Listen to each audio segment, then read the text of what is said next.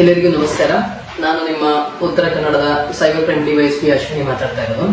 ಈಗ ಇತ್ತೀಚೆಗೆ ಎಲ್ಲರಿಗೂ ಗೊತ್ತಿರಂಗೆ ಎಲ್ಲರ ಮೊಬೈಲ್ ನಲ್ಲಿ social media through WhatsApp through ನಿಮಗೆ ಬರ್ತಾ ಇರೋದು APK files.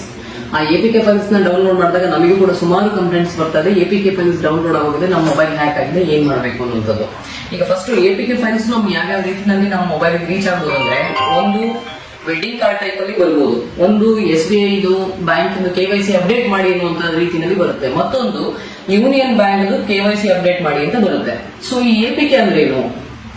APK full form ಬಂದು ಆಂಡ್ರಾಯ್ಡ್ ಪ್ಯಾಕೇಜ್ ಕಿಟ್ ಅಂತ. ಅಕಸ್ಮಾತ್ ನೀವು ಈ ಆಂಡ್ರಾಯ್ಡ್ ಪ್ಯಾಕೇಜ್ ಕಿಟ್ ಅನ್ನುವಂತಹ ಆಪ್ ನ ನೀವು ಪ್ರೆಸ್ ಮಾಡಿದ್ರಿ ಅಂದ್ರೆ ಅಲ್ಲಿ ಡೈರೆಕ್ಟ್ ಆಗಿ ನಮಗೆ ಅದು ರ್ಯಾಟ್ ಕ್ಲಿಕ್ ಆಗ್ತದೆ. ರ್ಯಾಟ್ ಅಂದ್ರೆ ಏನು? ರ್ಯಾಟ್ ಅಂದ್ರೆ remote access tool. Remote access tool ಹೆಸರೇ ಹೇಳ್ತದೆ, ನಮ್ಮ ಮೊಬೈಲಿಗೆ ಆಪ್ ಇನ್ಸ್ಟಾಲ್ ಆದ್ಮೇಲೆ, APK ಆಪ್ ಇನ್ಸ್ಟಾಲ್ ಆದ್ಮೇಲೆ ಅದರ ರಿಮೋಟ್ ಕಂಟ್ರೋಲ್ ಯಾರು ನಿಮಗೆ ಫೈಲ್ ಅನ್ನ ಕಳಿಸಿರ್ತಾರೆ ಅವರಿಗೆ ರವಾನೆ ಆಗಿರ್ತದೆ. ಸೊ ನಮ್ಮ ಪೂರ್ತಿ ಮೊಬೈಲ್ ಏನಿದೆ, ಈ ಮೊಬೈಲ್ ಕಂಪ್ಲೀಟ್ ಕಂಟ್ರೋಲಿಂಗ್ ಬೇರೆ ಒಬ್ಬರದು ಅಥಾರಿಟಿನಲ್ಲಿ ಇರುತ್ತೆ. ಇನ್ ಕೇಸ್ ಈಗ ನಿಮ್ದು ಮೊಬೈಲ್ ನಲ್ಲಿ APK ಫೈಲ್ ಇನ್ಸ್ಟಾಲ್ ಆಗೋಯ್ತು, ಅದು ನಿಮ್ಗೆ ವೆಡ್ಡಿಂಗ್ ಕಾರ್ಡ್ ರೀತಿಯಲ್ಲಿ ಬಂದಿರ್ಬೋದು, ಬ್ಯಾಂಕ್ KYC ಆಗಿರ್ಬೋದು, ಆಧಾರ್ ಬಂದಿರ್ಬೋದು, UIDAI ಇಂದ ಬಂದಿದೆ ಅನ್ನೋ ರೀತಿಯಲ್ಲಿ KYC ಬಂದಿರ್ಬೋದು, ಆಪ್ ಇನ್ಸ್ಟಾಲ್ ಆಗೋಯ್ತು. ಈಗ ಏನ್ ಮಾಡ್ತೀರಾ ಅಂದ್ರೆ, ನೀವು ಮೊದಲನೇದಾಗಿ ಮಾಡ್ಬೇಕಾಗಿರುವಂತಹ ಕೆಲಸ ಸಿಮ್ ರಿಮೂವ್ ಮಾಡಿ.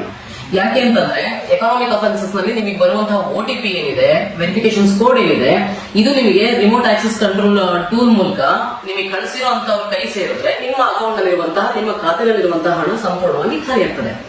ಹಾಗಾಗಿ ಏನ್ ಮಾಡ್ಬೇಕು, ಫಸ್ಟ್ ಸಿಮ್ ಕಾರ್ಡ್ ನ ರಿಮೂವ್ ಮಾಡಿ. ಸೆಕೆಂಡ್ ಆಪ್ಷನ್ ಏನ್ ಮಾಡ್ಬೇಕು, ಸಿಮ್ ಕಾರ್ಡ್ ನ ರಿಮೂವ್ ಮಾಡಿದಾದ್ಮೇಲೆ ಫೋನ್ ನ ಫ್ಯಾಕ್ಟರಿ ರೀಸೆಟ್ ಮಾಡಿ. ಇದು ಆಂಡ್ರಾಯ್ಡ್ ಫೋನ್ಸ್ ಮಾತ್ರ. ಆಂಡ್ರಾಯ್ಡ್ ಫೋನ್ಸ್ ನಿಮ್ದಾಗಿದ್ರೆ ಫೋನ್ ನ ಫ್ಯಾಕ್ಟರಿ ರೀಸೆಟ್ ಮಾಡಿ.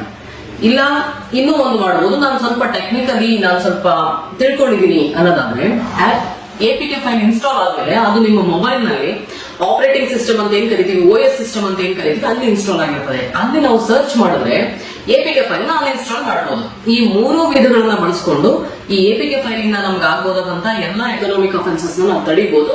ದಯವಿಟ್ಟು ಎಲ್ಲರೂ ಕೂಡ ಇದ್ರ ಬಗ್ಗೆ ಎಜುಕೇಟಿವ್ ಆಗಿ ಯೋಚನೆ ಮಾಡಿ. ಆದಷ್ಟು APK ಫೈಲ್ಸ್ ನ ಯಾರು ಡೌನ್ಲೋಡ್ ಮಾಡಬೇಡಿ. ಇನ್ ಕೇಸ್ ಡೌನ್ಲೋಡ್ ಮಾಡಿದೆ ಅದರಲ್ಲಿ ಕೂಡ ಈ ಕ್ರಮಗಳನ್ನ ತಗೊಳ್ಳೋದ್ರ ಮೂಲಕ ಈ APK ಫೈಲ್ ಇಂದ ಆಗೋದಂತ ಅನಾಹುತಗಳನ್ನ ತಡೆಗಟ್ಟಬಹುದು. ದಯವಿಟ್ಟು ಇದ್ರ ಬಗ್ಗೆ ಎಲ್ಲರೂ ತಿಳ್ಕೊಂಡು ಇದನ್ನ ಫಾಲೋ ಮಾಡಿ. ಥ್ಯಾಂಕ್ ಯು, ಧನ್ಯವಾದ.